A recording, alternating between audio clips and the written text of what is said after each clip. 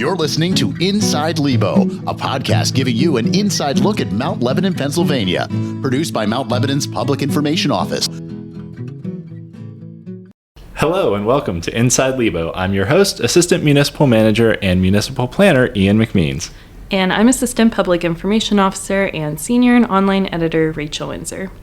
And before we get rolling with today's show, we have a very exciting announcement that our podcast was part of a Golden Quill Award that was awarded to the Mount Lebanon Public Information Office for excellence in written journalism in journalistic craft achievement in the multi-platform project category. The Golden Quills are given out by the Press Club of Western Pennsylvania every year, and our podcast was a small part of the broader public information efforts around the Uptown Streetscape and Uptown Unveiled community event. So thank you all for your continued support of our show, and everyone that listens, you are now officially listening to an award-winning podcast. Yeah, for sure. Thank you for continuing to listen. It really means a lot to us to be able to share information with you all and be able to be recognized for it. So today on our podcast, we have our guest, Darin Rauso, and that's Lebo's new tennis and racket center manager. So welcome, and why don't we start off by having you tell us a little bit about your background? Yeah, thank you, Rachel. Really excited to be here. Great podcast. I've been listening a lot, so I'm happy to be on. A little bit about myself. Born and raised in Homer City, Pennsylvania, about an hour and a half east of here. Went to Homer Center High School and probably picked up a tennis racket probably at the age of 14, just playing with my friends, and just fell in love with the sport. Knew I kind of wanted to make it my livelihood in a sense, and Homer Center didn't have a tennis team, and eventually when I went to IUP, they have a women's team, but not a men's, so I never really had the teaching per se, but I knew I wanted to work in the sport in some capacity, and always kind of liked the management and business side of the sport. So when I went to IUP, I did my undergrad for sport management, and then did my master's degree in sport management as well.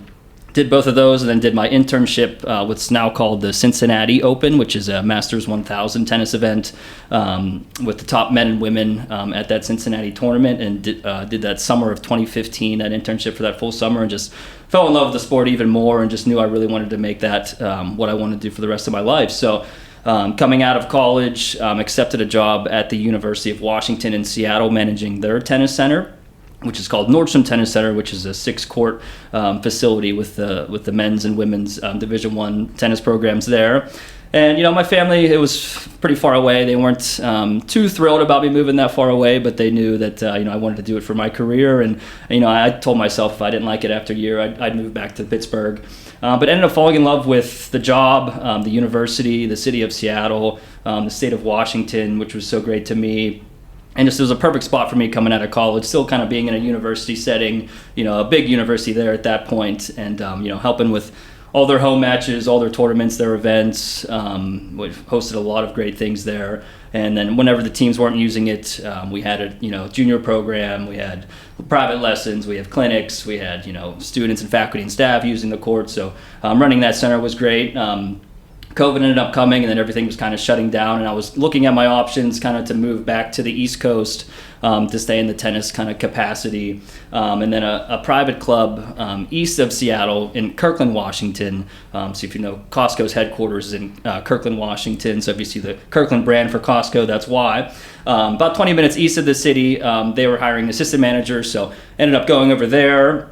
Was still the hopes to eventually come back to the Pittsburgh area, but ended up falling in love with that area as well, being close to the city of Seattle, but also in the suburb, which was more of my speed at that point of my life. And then was the assistant manager for about a year and a half, and then was promoted to club manager a year and a half after that. So a total of around 3 years.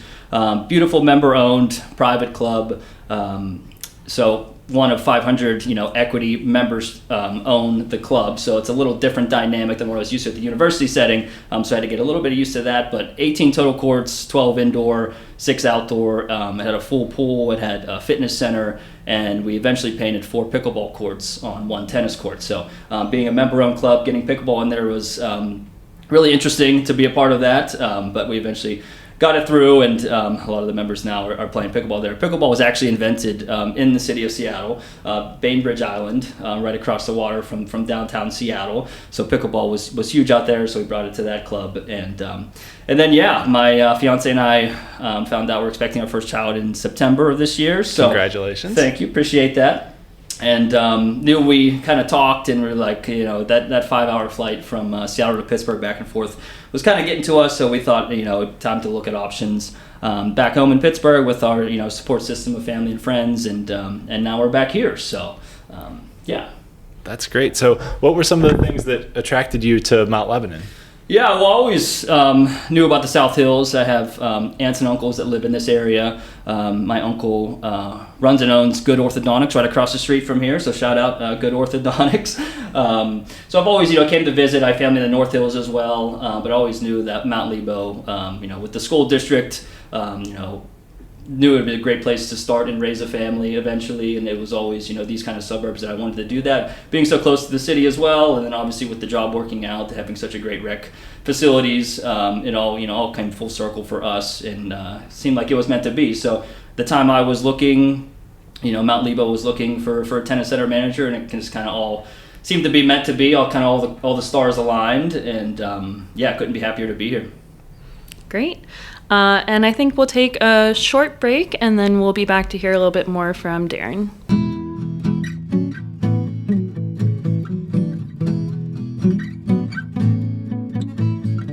And we are back with Inside Lebo, and today our guest is Darin Rauso, the new tennis and racket center manager for Mount Lebanon. So what would you say are the differences between running a private club like you were in Washington versus a public center in Mount Lebanon?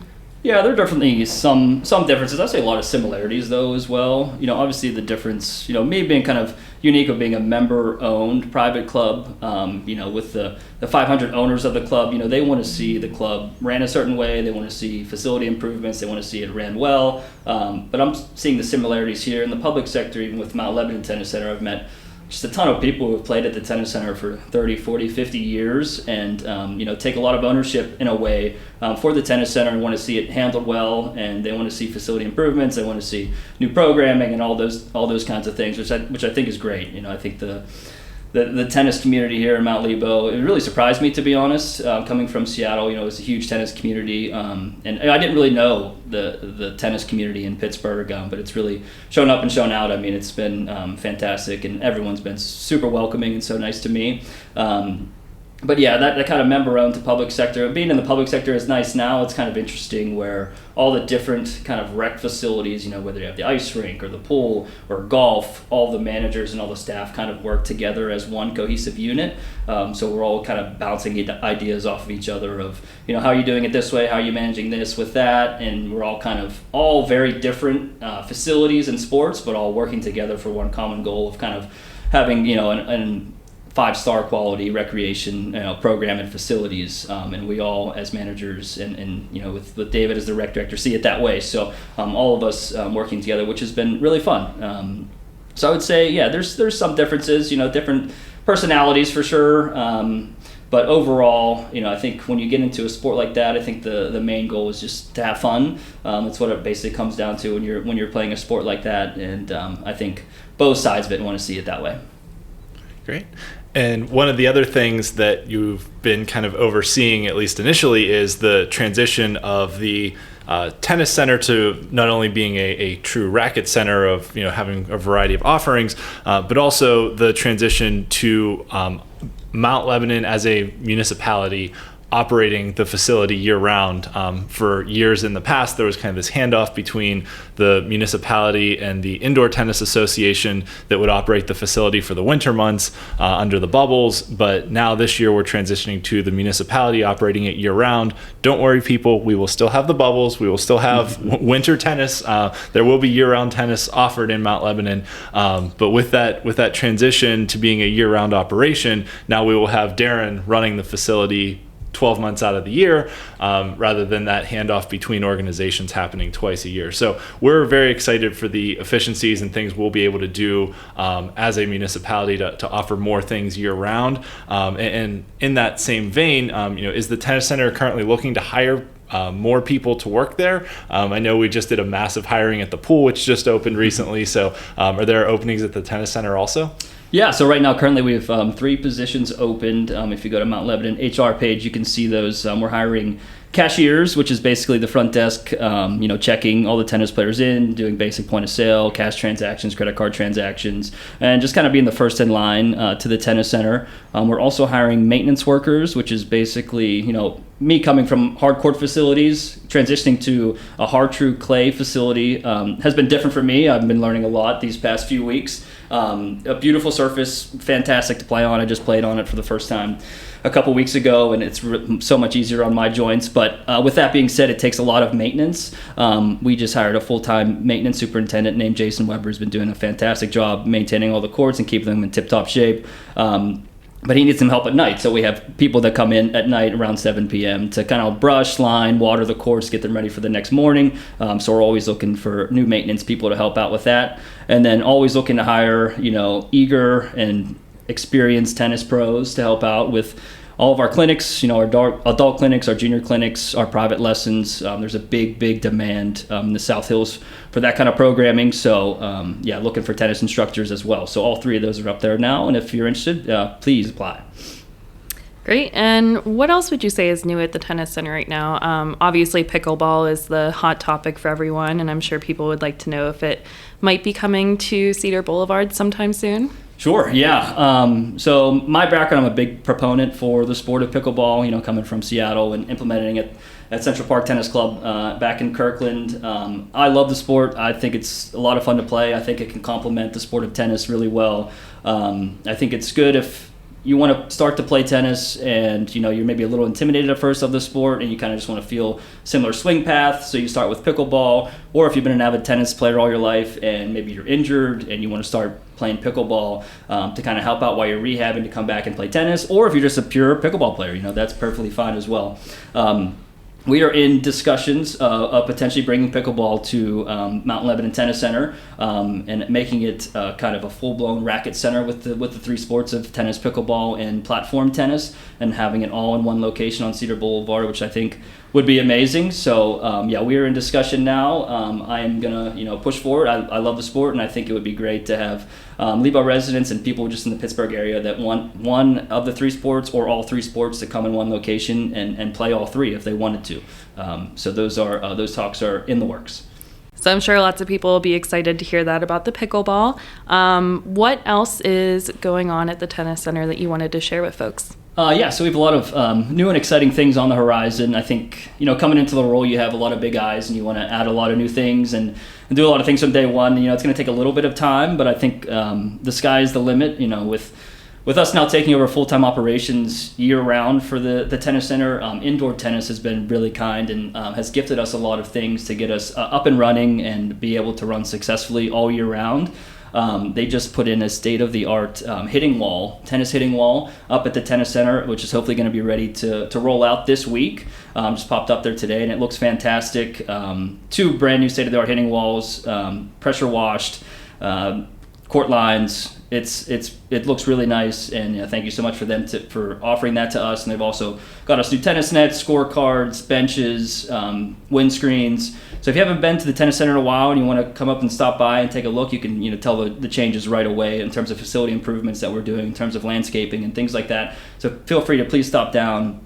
We're going to be adding a basic pro shop to the tennis center. We're going to bring back racket stringing, grips. We're going to sell dampeners. We sell tennis balls right now, so we're going to bring that back. I'm working to kind of revamp and make a logo for the racket center where we'll sell apparel. So if you like playing and you want to be proud to play tennis or pickleball maybe in the future, or platform tennis, and you want to brand the racket center logo all around the different clubs in the area, that's a goal for us.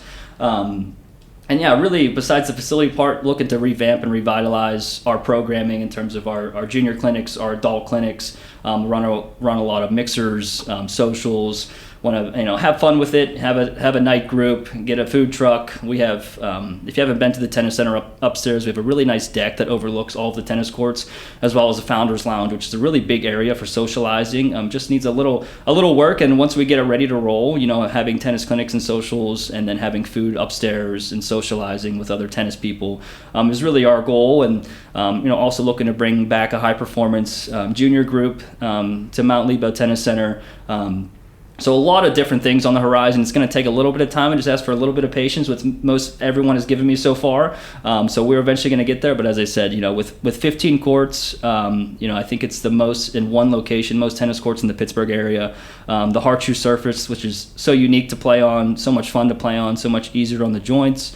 Really, the sky is the limit. If you're a kid or an adult and you're just looking to pick up the game, you're a true beginner, or you're a 5-0 tennis player, which is a really strong player, and you haven't played in a while, you're a true beginner, we host all types of ranges, all types of skill set. And if you're in the Pittsburgh area, please stop down. I'm always there, so please stop by and say hi. I'll be happy to help you with anything you need. And we want you to get you playing tennis again, or we want you playing at Mount Lebanon Tennis Center. So. Great. Well, thanks for joining us today. And if people are interested in signing up for classes, they can do that through the rec department website? Correct, yes. Cool. And then there's also just kind of open play times at certain times during the day you can go in and just reserve a court. Correct. Too. Yep. You could even, we encourage people to create an account online and reserve and pay online, but you can also just walk right up to the front desk, and if we have a court open, we can take payment there and put you on court. Cool. That's great. Well, thanks for joining us today, Darin. Sounds like there's a ton of exciting stuff happening both now and coming soon in the future at the Racket Center, so we will definitely look forward to that. And as we have new, big, exciting things happening, we'll definitely have to have you back on the show again. Perfect. Thanks for having me. Appreciate it. And that is it for this edition of Inside Lebo, produced by Carrie Mignot, with music by Drew Mignot and graphics by Chris Leeper. We'll be back soon with another episode of Inside Lebo. Thanks for listening, everyone. Thanks for listening to Inside Lebo, produced by Mount Lebanon's Public Information Office. Learn more about all things Lebo at mountlebanon.org or by following our Facebook, Twitter, and Instagram pages.